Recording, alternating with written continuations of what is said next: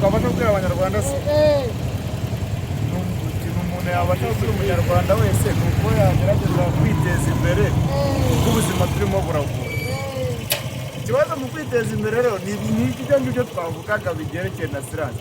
Nk'ubu ngubu umuntu wese arava mu kazi aho bamwirukanye agakenera kuza gutwara moto.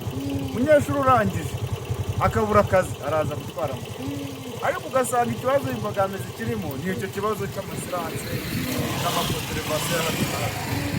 Ubwo rero biba bibaye nk'ibyo ngibyo bigabanyutseho utwo tubazo dufite twa hato na hato, umuntu wese yabasha gutera imbere. Sawa, murakoze. Yes, ibihe byiza kuri uyu muntu wakoze subscribe kuri Shenge TV. Twizere ko mumeze neza cyane. Ni wa muhungu wanyu Fisi Nyamunini, mba ndi mu kazi kenshi cyane kandi katoroshye cyane habe na gato. Hanyuma uyu munsi ngira ngo muri kubibona neza yuko turi kumwe n'abamotari. Mbese bite bisaza? Ni wane? Ewa. Ya, hanyuma muraza kuvuga cyane kuko nta mikrofone mfite nagendanye. Amakuru y'iminsi. Makuru ni meza. Twari tugukumbuye. Ewa, nawe mba bakumbuye bya danje. Ari umeze neza. Kandi muri abakiriya banjye ko nyemara ngenda na moto. Ya, meze neza cyane. Ya, hanyuma ikibazo watangira wibwira abadukurikiranye. Watangira wibwira abadukurikiranye. Burakoze. Kwizera. Yego, aba ndi umumotari. Kwizera nashaka ndi umufana wa Fisi. Urakoze cyane. Kwizera, hanyuma wowe witwa? Murakoze, nitwa Ndagijimana Bosco. Ndagijimana Bosco. Ariko najyaga nkubona ku mbuga zitandukanye ariko narakubona. Wowe witwa n'umuvandimwe? Kabakunda Eric. Aje kukubona ni gake gashoboka ariko nkaba nkubonye live, ndaga nkubona ku mbuga nkoranyambaga. Ariko ndagira ngo natwibwire n'ikintu mukora. Jewe mfite YouTube channel yitwa Shenge TV. Hanyuma nkora amakuru agiye atandukanye, nkagenda nganira n'abaturage, nkamenya nyine byinshi cyane guhagwana gutyo nyine. Hanyuma najya kubabaza ni izihe mbogamizi muhurira mu kimotari?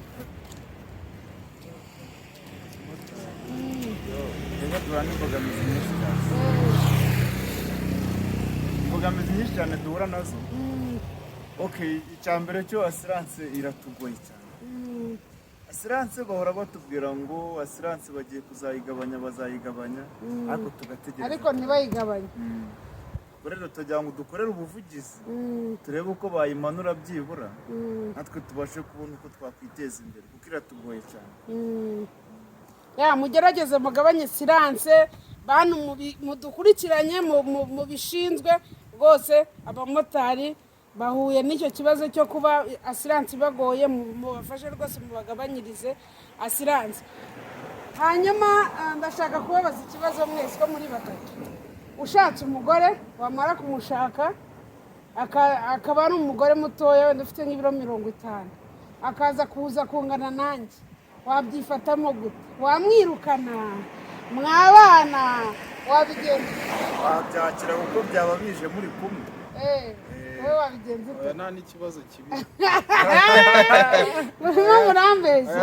Wabyakira kuko byaba bije muri kumwe.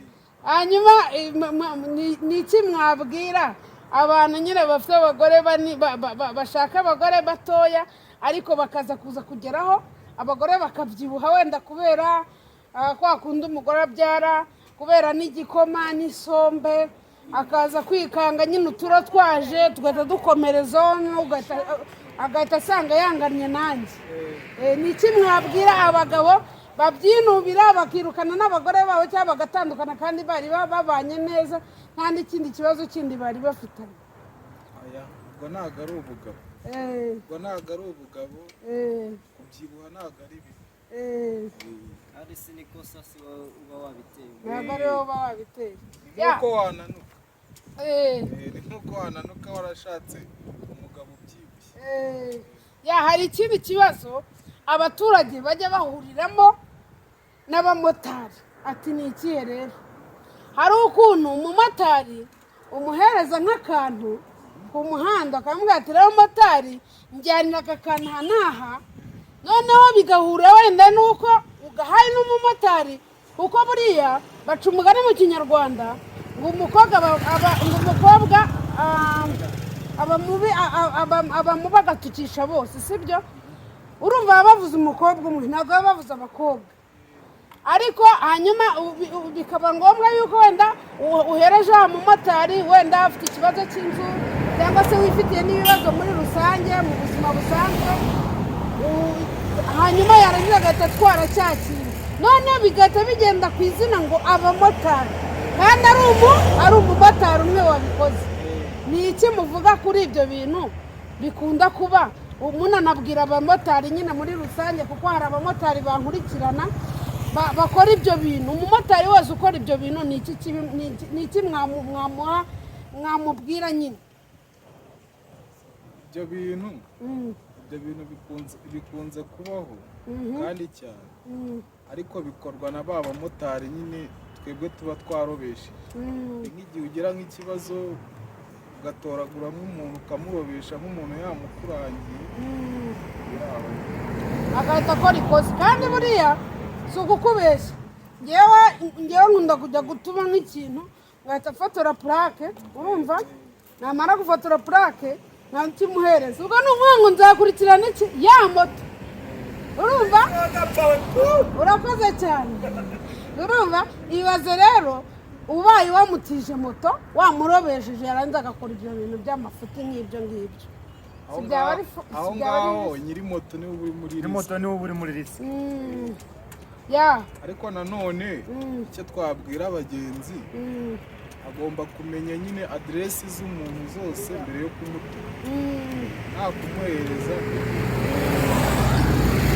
kuko buriya ba nyiri moto baragorwa cyane ntibaba bagowe kuko niba uhaye umuntu moto akaza akagutwara wagira wamubwira ati mbwira nimero yawe ya telefone akaba agushikuza telefone akiruka ibyo bya purake niyo wayifotora we ntibimureba aravuga ati ndagiye ndayisubiza nyirayo gihe arakomeza akazi njyewe ndaba nagiye ibyo ntaho ndi buhurire nabyo ugasanga ba nyiri moto nibo bari bagiye muri risike rero ugasanga niho cya cyaha cyitwa ngo abamotari ni ibisaho kandi twese atari ko tumeze kuko njye ntabwo nahafite moto yanjye nurangiza ngo ume mvirope wenda nk'akavirope nkagara n'uko kaba karimo amafaranga ukagashyiraho sikoci ntabwo nkeneye kureba ibirimo kubera yuko moto ni iyanjye ninkora ikosa n'ubundi bagahamagara nimero yanjye bibaruye kuri moto ninjye bazahamagara urumva ubwo rero ntabwo nyiri moto yakora iryo kosa kuko usanga ari bariya turobesha nibo batwicira isoko hari ikindi kibazo rero gikomeye cyane abamotari bajya bahura na cyatikiye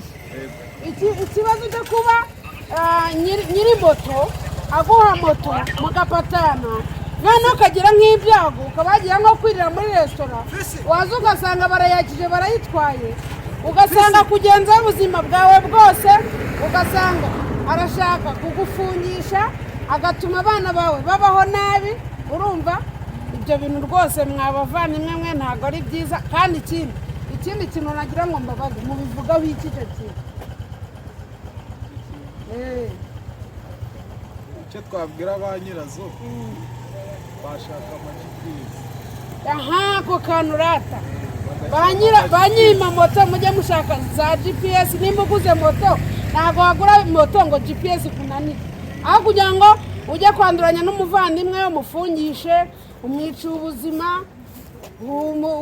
umwiciye gahunda yari yifitiye hari abantu baba bafite wenda n'ibibanza bikopesheje cyangwa bafite umwenda muri banki ugasanga wenda yari kuzakora akabyishyura cyangwa abana be bakabaho nabi ishuri ntibarikore ngo barirangize nako ntibaryiga ngo barirangize ugasanga nyine umwiciye ubuzima kubera iki kubera utabanje gutekereza ko umuntu umuhaye moto ariko ni kimwe n'uko nawe wari kuba wayitwaye urumva hanyuma nawe wajya muri resitora ugasanga moto barayihubukanye kuko byabayeho hariya ku muhanda w'amabuye ndi muri resitora ngiye kubona mbona umumotari ararize ngo bamutwaye moto usibye ko twamujyanye ahantu fulani ku mupfumu agahita yimugarura bamwe bita abaganga ibyo byabayeho se ni ukuri ko imana yayimugarura reka abamotari mufite icyo kibazo cy'abantu babibye moto mwengeye mu nyegere hanyuma mbere ku buryo tubigenza wazongera kwiba moto niba rukoze hanyuma ndabashimiye cyane kugira ikiganiro twagiranye Imana ibaha umugisha hanyuma turi ku musozo ni nk'iki mwabwira abanyarwanda umwe kuri umwe iki mwabwira abanyarwanda nta kibazo aya ni abakagari twabasha kubwira abanyarwanda se umuntu yabasha kubwira umunyarwanda wese ni uko yagerageza kwiteza imbere kuko ubuzima turimo buragora ikibazo mu kwiteza imbere rero ni ibyo ngibyo twavugaga bigerekeye na siranse nk'ubu ngubu umuntu wese arava mu kazi aho bamwirukanye agakenera kuza gutwara moto umunyeshuri urangije akabura akazi araza gutwara moto ariko ugasanga ikibazo imbogamizi kirimo ni icyo kibazo cy'amasiranse n'amakonterevasiyo y'abaturage ubwo rero biba bibaye nk'ibyo ngibyo bigabanyutseho utwo tubazo dufite twa hato na hato umuntu wese yabasha gutera imbere saba murakoze ni Imana ibaha umugisha hari ikindi mwe muvuga se ikintu nabasha kuvuga dukorera ubuvugizi babasha kutugabanyiriza asiranse mwababyeyi mwe mwabayobozi mudukurikiye rwose mwebwe muri hejuru mubasha kutugeraho twe tutagera mufashe abamotari rwose asiranse bayigabanye kubera ko